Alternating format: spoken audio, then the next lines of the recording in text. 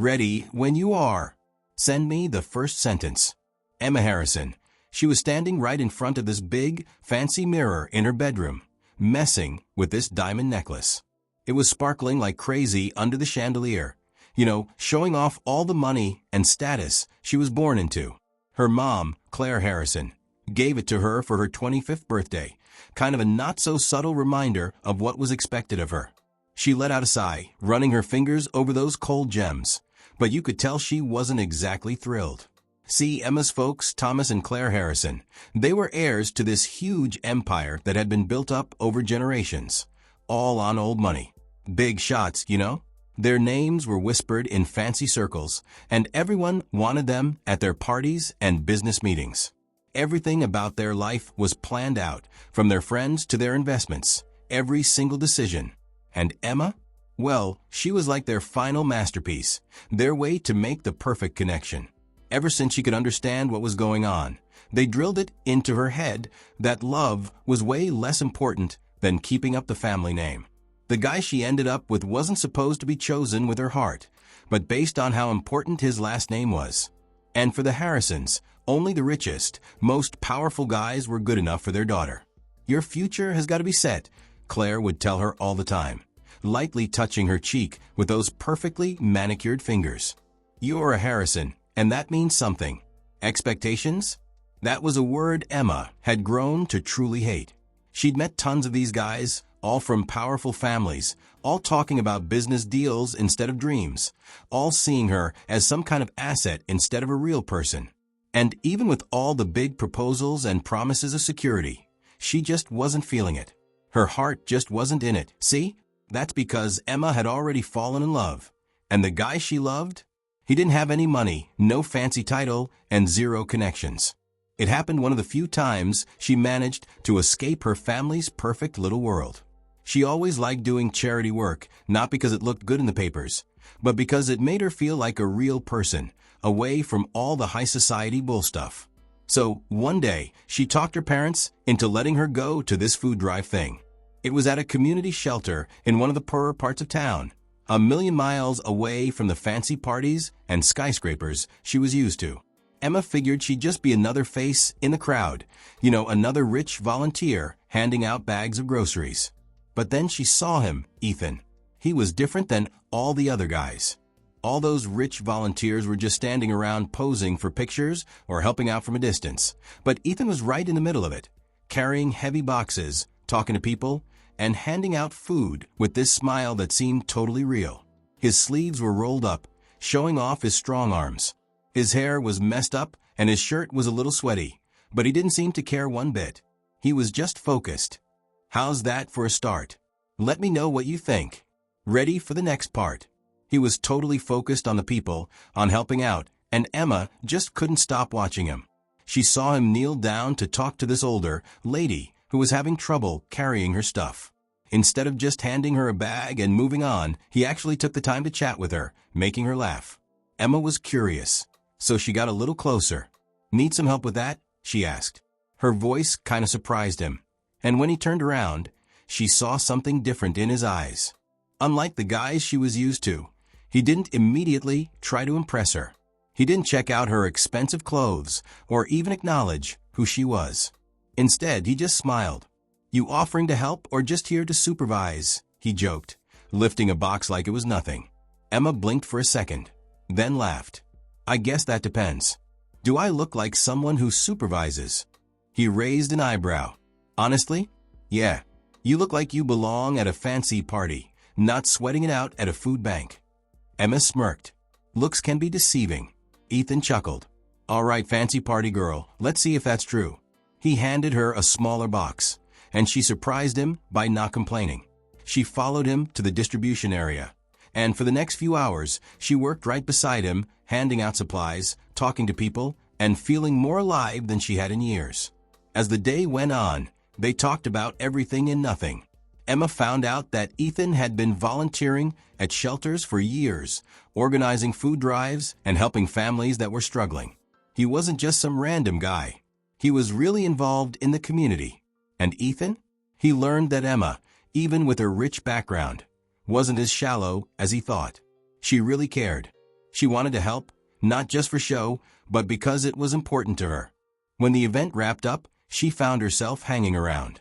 "You did good today, party girl," Ethan said, leaning against the truck as they loaded up the last of the supplies. Emma smiled. "You're not so bad yourself, food bank guy." He laughed. "You're all right, Emma."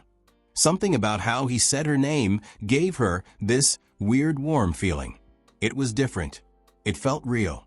And for the first time in a long time, she didn't feel like just another Harrison.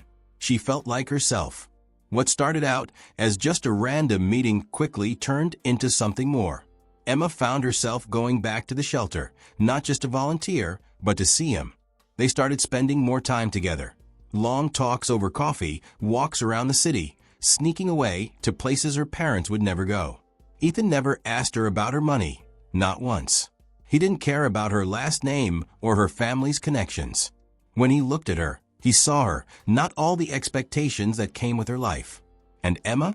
She was falling hard. She loved how he talked about his dreams of building something from the ground up, of making a difference in the world. She loved how he made her laugh, how he challenged her, and how he treated her like she was his equal, not just some pretty. "Okay, ready for the next installment whenever you are. Let me know if you want me to adjust anything. Pretty prize to be won. But secrets always have a way of getting out." One night, Emma got home and found her parents waiting for her in the living room, which was all dim and serious. Their faces were like ice.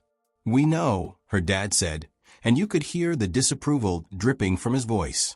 Emma's heart started pounding. "Know what?"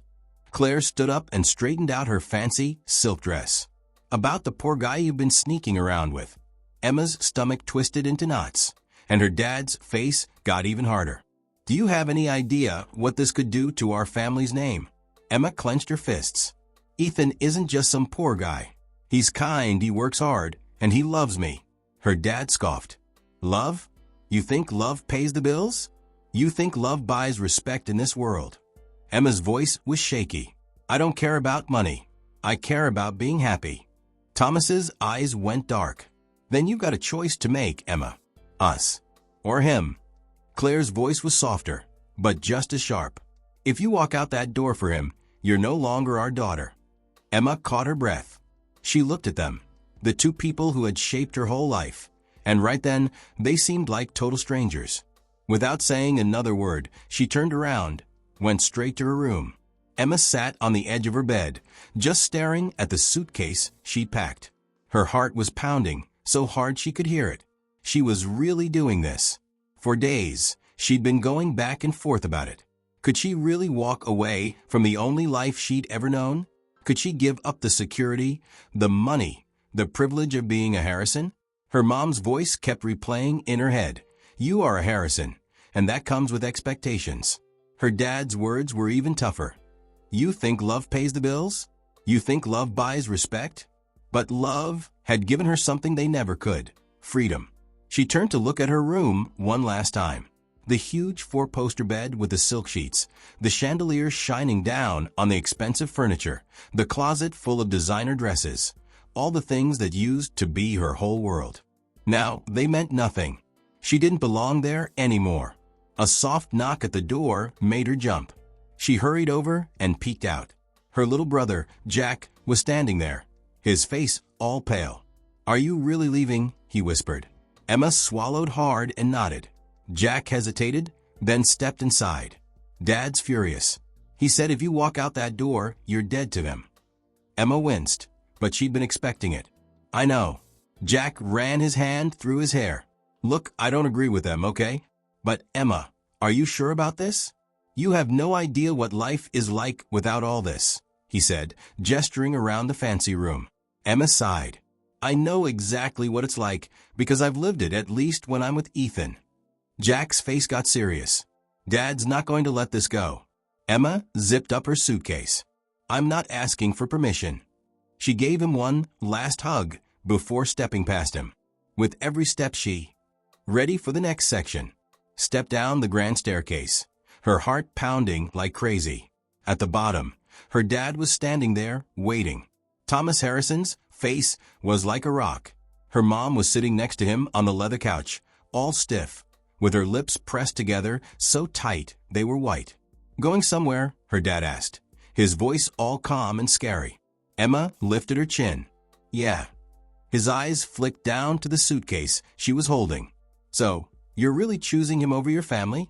Her throat tightened up, but she made herself look him in the eye. "I'm choosing myself." His jaw clenched. "If you leave now, don't ever come back." Emma's chest felt tight, but she wasn't going to let him see her break down. She turned around, walked to the front door, and pulled it open. The cold night air hit her face, and she shivered. She didn't look back. Emma had never felt so free or so scared. Ethan was waiting for her down the street, leaning against his beat-up old car. As soon as he saw her, he rushed over and grabbed the suitcase from her. "You did it," he whispered. Emma let out a shaky breath. "Yeah, I did." Ethan pulled her into a hug, holding her tight. "I promise you will be okay." She nodded against his chest, gripping his jacket. No matter what happened next, she had him. But, okay, turned out to be a lot harder than they thought. The first few weeks were rough. Emma moved into Ethan's little apartment, a one-bedroom place in a rundown building with thin walls and a heater that barely worked. The floors creaked, and the kitchen was so small you could hardly move around. It was nothing like the mansion she grew up in, but it was home. She got a job working at a little bookstore, and Ethan kept working at the community shelter. They were always tired, and their paychecks barely covered the rent. But still, Emma had never been happier. They cooked together, even when all they could afford was rice and beans. They stayed up late talking, laughing about old times, and falling asleep curled up on their tiny couch. Every problem seemed easier to handle, as long as they had each other. But her dad wasn't done with them yet. It started with phone calls from people she didn't know. "He's just using you. You're throwing your life away for nothing. You'll be back crawling on your hands and knees when you realize you've made a mistake." Emma ignored them. Then the threats started. One night, Ethan came home with a split lip and a cut on his face. Emma gasped. "What happened?" Ethan hesitated, then sighed. "Some guys jumped me outside work. Said I should know my place." Emma's stomach dropped. She knew exactly where the orders came from, her dad. The next day, she marched over to her parents' place, pushing past the security guards at the gate. She found her dad in his study, drinking whiskey like nothing was wrong. "You sent people to hurt Ethan," she accused. Thomas Harrison barely glanced at her. "You chose him. Now you have to deal with the consequences." Emma clenched her fists. "You're disgusting. You need to let nothing happen to my Ethan." Her dad finally looked up, ready for the next part. "No, Emma. I'm just being realistic. You'll see that someday." She spun around and walked off, slamming the door behind her. Life with Ethan didn't suddenly get easy. There were nights when they barely had enough cash for food. Days when they wondered if they'd made the right decision. Emma missed Jack. She missed having a family, even if it was suffocating. But every single night, Ethan reminded her why she'd left. On the toughest days, he held her tight, whispered, "I love you," and never let her go. They started their own traditions. Cheap pizza on payday, movie nights on their old laptop, walking around the city, and dreaming about the future. Their life wasn't perfect, but it was theirs. And then, one day, everything changed. Emma was folding laundry when she heard the mailbox bang shut. A few seconds later, Ethan walked in, holding an envelope, a fancy-looking one. Thick paper, raised lettering, with a gold seal pressed into it. Emma watched as his face went from confused to something else, something she couldn't quite read. "Ethan," she asked. He hesitated, clutching the letter. Then he sighed. "Emma, there's something I never told you." The room went completely silent. Emma's heart pounded as she watched Ethan stare down at the letter. His grip was so tight his knuckles were white, like he was holding something way heavier than just paper. "Ethan," she said again, barely above a whisper. He looked up slowly, and when his eyes met hers, they were filled with something she'd never seen before, a deep, unspoken weight. "Emma, there's something I never told you." She swallowed. "What do you mean?" Ethan took a deep breath and put the letter down on the table. The gold seal gleamed in the dim light of the apartment. He rubbed the back of his neck, looking unsure. Then he said the words that made her whole world tilt. "I'm not just Ethan. My full name is Prince Ethanander Adeyemi of the Ugbo Kingdom." Emma blinked. Prince. Her mouth dropped open, but she couldn't say anything. She shook her head, trying to make sense of what he'd just said. "You're joking," she finally managed, laughing a little, but it sounded weak, like she didn't believe it herself. Ethan ran a hand over his face. "I wish I was." Emma's heart was pounding like a drum. The man she'd been struggling with, the man she'd shared cheap dinners with, the man she'd stayed up all night with, was a prince. She grabbed the letter from the table, her hands shaking as she looked closely at the seal. It wasn't a joke. It wasn't some kind of prank. Her broke husband was a prince. "You lied to me," she whispered. Ethan sighed sharply. "I didn't lie. I just never told you." She snapped her head up. "That's the same thing." Ethan's face was full of regret. "Emma, I left that life behind me years ago. I didn't want to be a prince. I didn't want the expectations, the rules, the duty. I wanted to live like a regular guy, to find someone who loved me for who I am, not for some title." Emma shook her head. In disbelief. "So all this time, you knew I was fighting with my parents, trying to prove that I didn't care about money. And you just," she laughed, but it didn't sound happy at all. "You sat there and watched me go through all that, knowing that you were," she couldn't even finish the sentence. Ethan took a step closer, his eyes pleading with her. "I never wanted to hurt you, Emma. I needed to know that you loved me for me, not for what I could give you." His voice sounded honest and raw. "And you showed me that." Emma turned away, trying to take it all in. The irony of it was almost too much to handle. Her parents had cut her off for marrying a nobody, not knowing that he was richer and more powerful than they could ever imagine. And now, the royal family wanted him back. Both of them. A few weeks later, Emma found herself getting out of a fleet of fancy cars, surrounded by guards in these traditional royal outfits. She'd gone from barely being able to afford groceries to wearing this amazing gold and blue dress, walking into a palace bigger than anything she'd ever seen. The massive palace doors opened, and she saw these huge marble columns, chandeliers dripping in gold, and hallways lined with velvet. Servants bowed as she walked by, whispering her name. "That's her. Prince Ethanander's wife. She used to be disowned, now she's royalty." The news reporters were going crazy over it. Headlines were everywhere. "Disowned by family, now she's a princess. Emma Harrison becomes royalty overnight." The poor man who was secretly a prince, a love story for the ages. Social media was flooded with comments. Her family must be regretting everything now. She chose love and won. "We love a queen." From broke to princess, this is a real fairy tale. Emma's head was spinning. This was her life now. And then she got the call. One evening, she was sitting on a palace balcony, looking out over these huge gardens, and her phone rang. Emma's stomach flipped when she saw the number. It was her parents. The same parents who had cut her off, who had called her a disappointment, now wanted to talk. She just stared at the phone. Ethan, who was sitting next to her, saw that she was stressed. "It's them again, right?" She nodded, gripping her glass tightly. "You don't have to answer it," he said softly. She knew he was right, but something inside her was aching. Not because she needed them, but because they needed her now. And she wanted to hear it.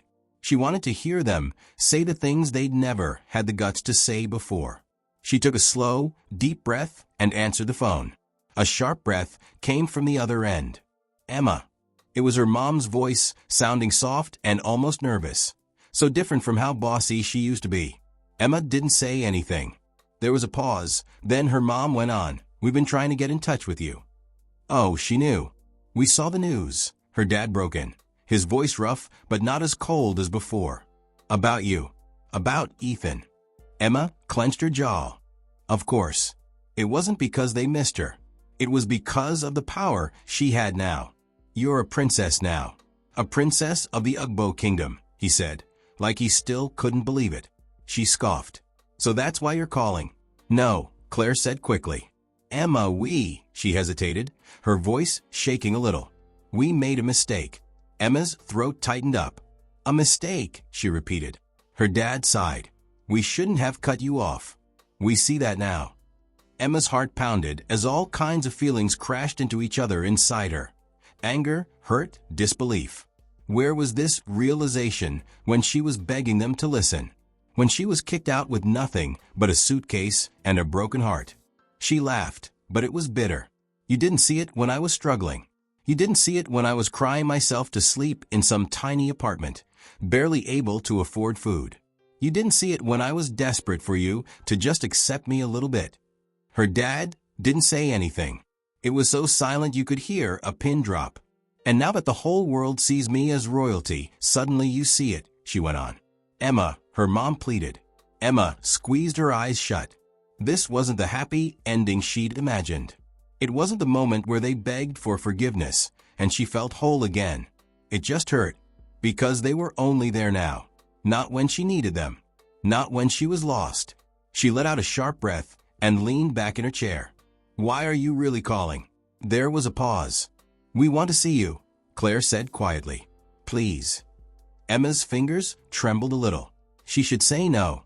She should tell them they had their chance and they blew it. But she didn't.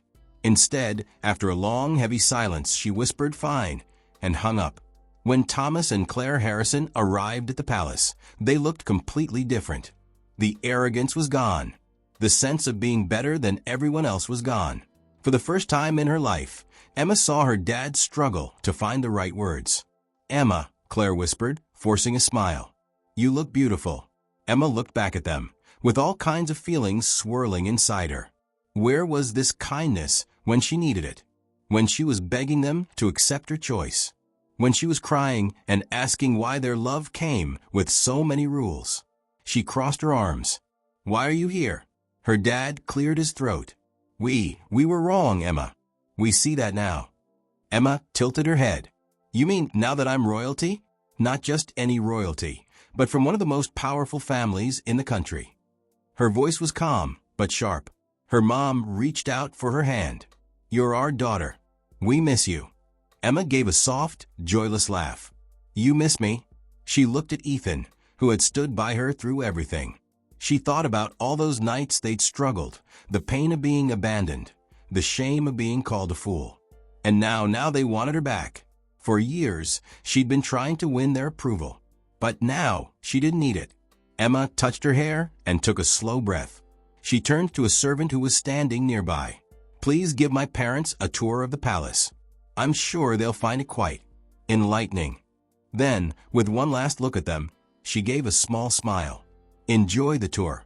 And she walked away for the first time in her life, knowing they were the ones trying to catch up to her now.